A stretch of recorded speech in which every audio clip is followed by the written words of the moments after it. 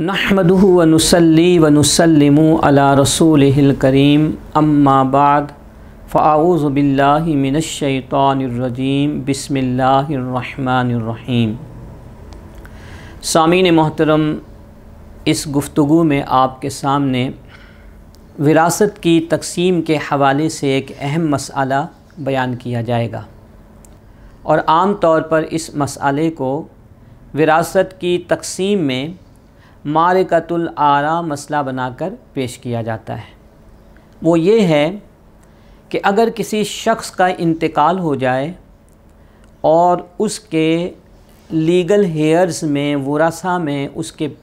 बेटे मौजूद हैं और बेटों के साथ साथ पोते भी मौजूद हैं, चाहे वो पोते यतीम हों या उनके वालिद हयात हों, तो ऐसी सूरत में पोतों को हिस्सा नहीं मिलता। इस मसले पे मुस्तशरिकीन ओरिएंटलिस्ट्स जो इस्लाम पर माअज़ल्लाह अपने तौर पर एतराज़ वारिद करने की कोशिश करते हैं, इस्लामी अहकामात पर गौर व फ़िक्र करके अपने तई उनमें ख़ामियाँ निकालने की कोशिश करते हैं। वो ये कहते हैं कि देखो, यतीम पोतों के साथ इस्लाम में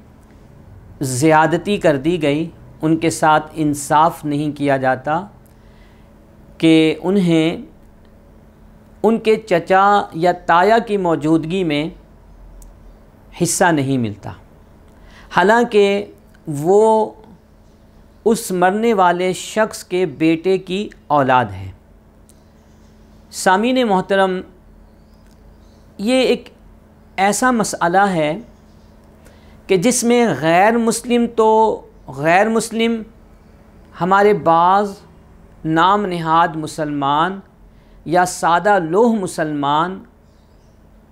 गलत फहमी का शिकार हो जाते हैं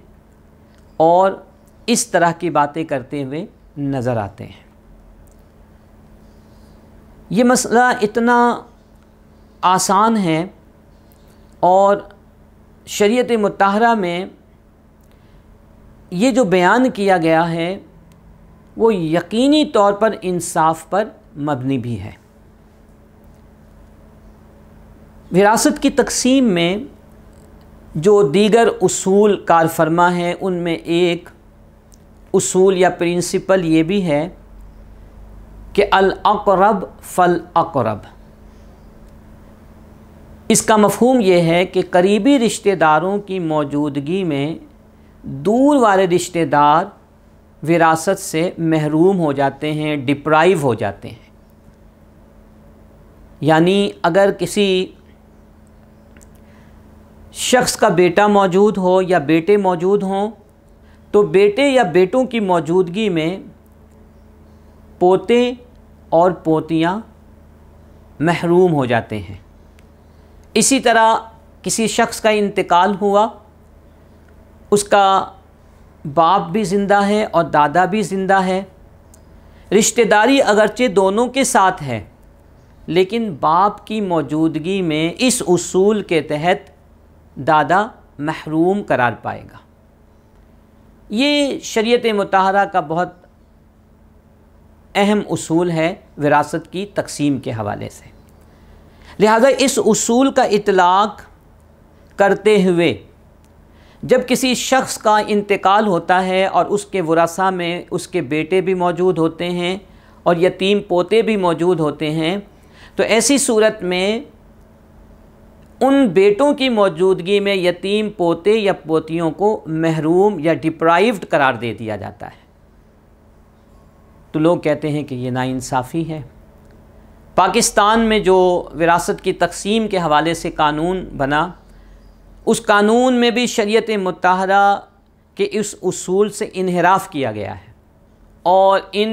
मोतरज़ीन का ख़याल करते हुए विरासत में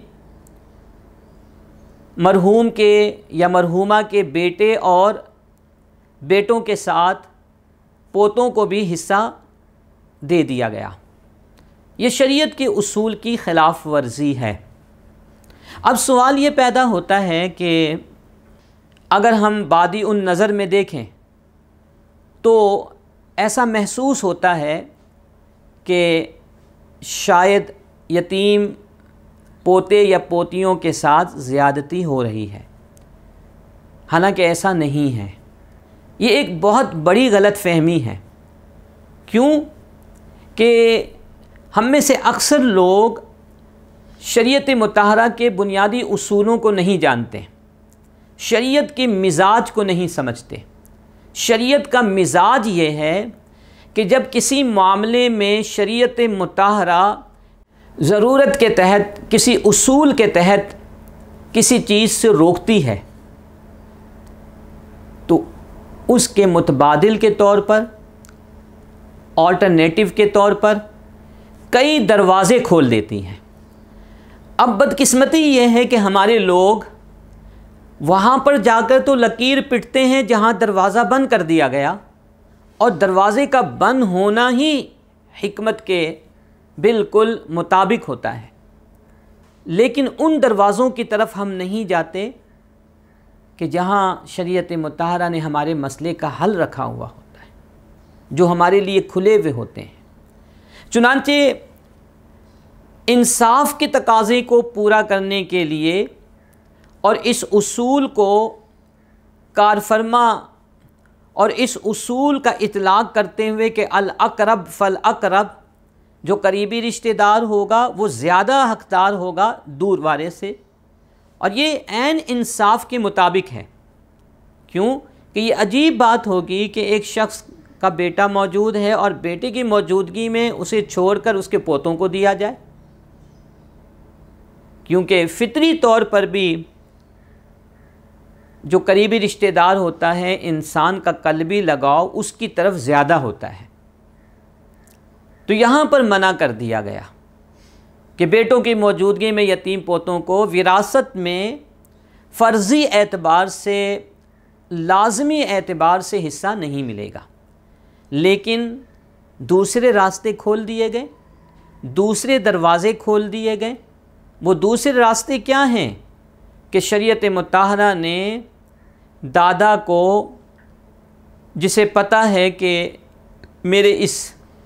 پوتے کا میرے مرنے کے بعد وراثت میں حصہ نہیں کیونکہ میرے بیٹے حیات ہیں، وہ کیا کرے کہ اپنی زندگی میں ہی اپنے پوتوں اور پوتیوں کو جو دینا چاہے انہیں دے دے۔ شریعت مطہرہ نے منع نہیں کیا، اور اگر وہ زندگی میں نہیں دینا چاہتا تو بھی اس کے پاس آپشن موجود ہے۔ وہ یہ چاہتا ہے کہ میرے انتقال کے بعد میرے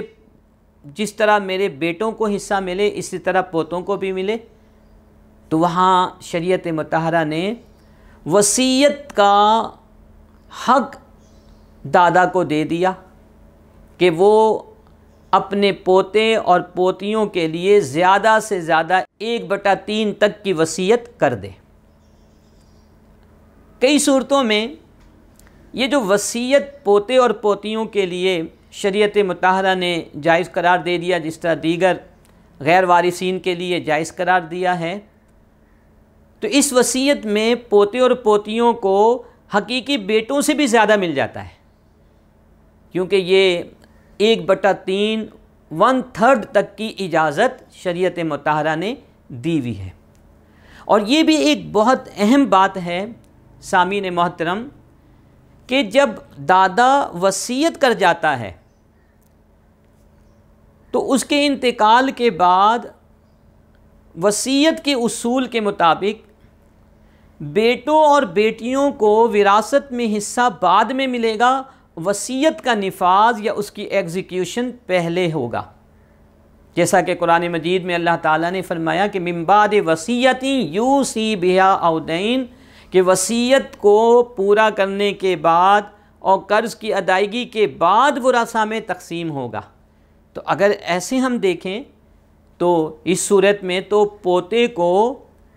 حقیقی جو ورثہ ہیں اس صورت میں ان سے زیادہ حق حاصل ہو گیا۔ تو پہلا شریعت مطہرہ نے آپشن یہ دیا کہ دادا اپنی زندگی میں ہی اپنے پوتے اور پوتیوں کو کچھ دے دے۔ دوسرا یہ ہے کہ اگر وہ زندگی میں دینا نہیں چاہتا تو وہ وصیت کر جائے اور وصیت میں اسے 1/3 تک کی اجازت ہے، اور اگر یہ دونوں دادا نہیں کرتا تو بھی تیسرا آپشن موجود ہے۔ وہ تیسرا آپشن یہ ہے کہ جو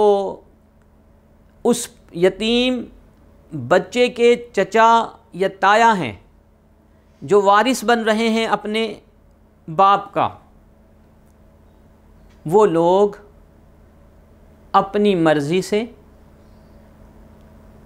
اپنے یتیم بھتیجے یا بھتیجیوں کو جو چاہیں وہ دے سکتے ہیں، اور شریعت نے اس عمل کو اگرچہ فرض تو قرار نہیں دیا لیکن انتہائی پسندیدہ ضرور قرار دیا ہے۔ قرآن مجید فرقان حمید میں اللہ تعالیٰ نے سورہ النساء میں اس بات کی تعلیم دی ہے کہ جب وراثت کی تقسیم ہو اور اس وقت کچھ یتیم بچے، غربا، مساکین جمع ہو جائیں